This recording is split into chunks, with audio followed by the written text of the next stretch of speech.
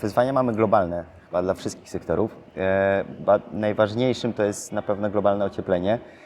I co się z tym wiąże? Z jednej strony rozwój technologiczny, napędzany też przez regulatora, który wprowadza kolejne obostrzenia, jeśli chodzi o emisję siarki czy dwutlenku węgla, co się wiąże z tym, że armatorzy muszą zamawiać statki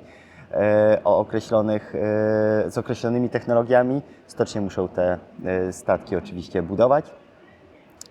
Więc to jest na pewno ta jedna rzecz.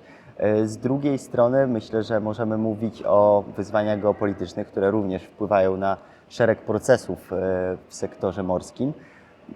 Na pewno jednym z takich chyba najlepszych przykładów jest wojna w Ukrainie, która napędza rozwój sektora offshore wind, a także pozwala na kontynuację sektora offshore oil and gas, więc tutaj projekty te, które być może były w zamyśle wygaszane, na pewno nie będą wygaszane, też się mówi o realizacji nowych projektów, więc to są powiedzmy takie okoliczności, które napędzają oczywiście niektóre tylko obszary sektora morskiego, który jest bardzo pojemny. I to też oczywiście o tych wyzwaniach będziemy pisać, czy już piszemy w raporcie.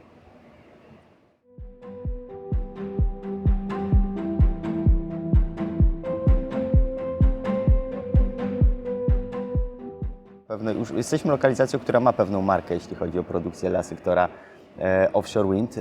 Nasze firmy od lat realizują projekty dla innych producentów z Europy Zachodniej, z Europy Północnej, tam gdzie już ten offshore się rozwija. Natomiast na pewno rozwój offshore'u na Bałtyku powoduje to, że staliśmy się takim jakby centrum, na które się patrzy pod kątem rozwoju przyszłego biznesu, bo pamiętajmy, że tych projektów jest bardzo dużo, to jest nie tylko Bałtyk, ale rozwija się całe Morze Północne, wszystkie kraje de facto z basenu Morza Północnego rozwijają swoje dodatkowe programy offshore wind, więc projektów globalnie jest bardzo dużo, a z racji tego, że mamy już pewne doświadczenia i będziemy bardzo blisko rynku docelowego, stąd też tych zapytań obsługujemy bardzo dużo.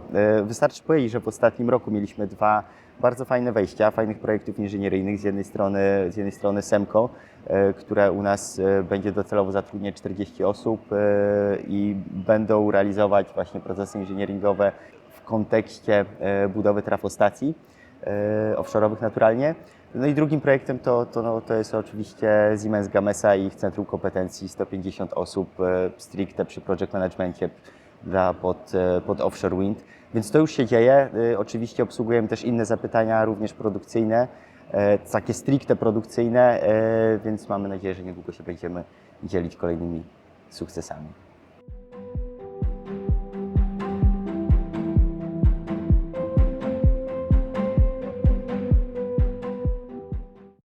Na pewno nie. Na pewno będą ważnym komponentem naszego miksu energetycznego. Pamiętajmy, że OZE nie jest źródłem stabilnym, więc zawsze, jeśli mówimy o energetyce atomowej, czy też, nie wiem, potencjalnie o energetyce gazowej, chociaż tutaj wiemy, że jest to temat już teraz bardzo polityczny, to również inne źródła energii, bardziej stabilne i stabilizujące po prostu sieć będą wymagane. Więc offshore wind będzie bardzo znaczącym komponentem naszego miksu energetycznego, natomiast problemów nie rozwiąże. Też pamiętajmy, że dochodzi kwestia rozbudowy całej infrastruktury przesyłowej, więc tych problemów jest sporo, więc to jest tylko ten pewien z elementów, który pomoże, powiedzmy, częściowo przybliżyć się do stanu, który chcielibyśmy mieć w Polsce.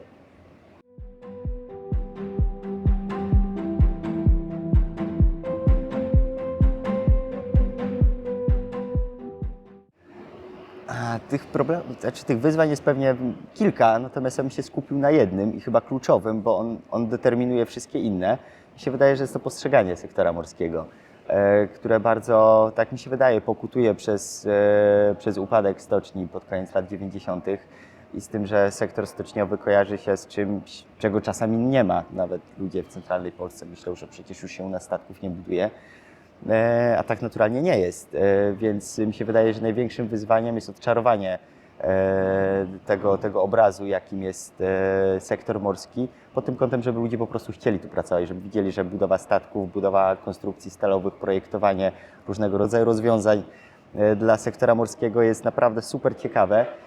świetnie się o tym czyta i słucha laikom, a co dopiero móc pracować w takiej branży, więc mi się wydaje, że to jest ogromna rola nasza, ogromna rola biznesu, żebyśmy budowali taki pozytywny wizerunek tej branży, żeby dzieciaki, żeby rodzice też chcieli wysyłać dzieci do szkół, które kształcą właśnie w tych naszych wymaganych kierunkach, tak żeby ta podaż kadry była oczywiście jak największa w przyszłości.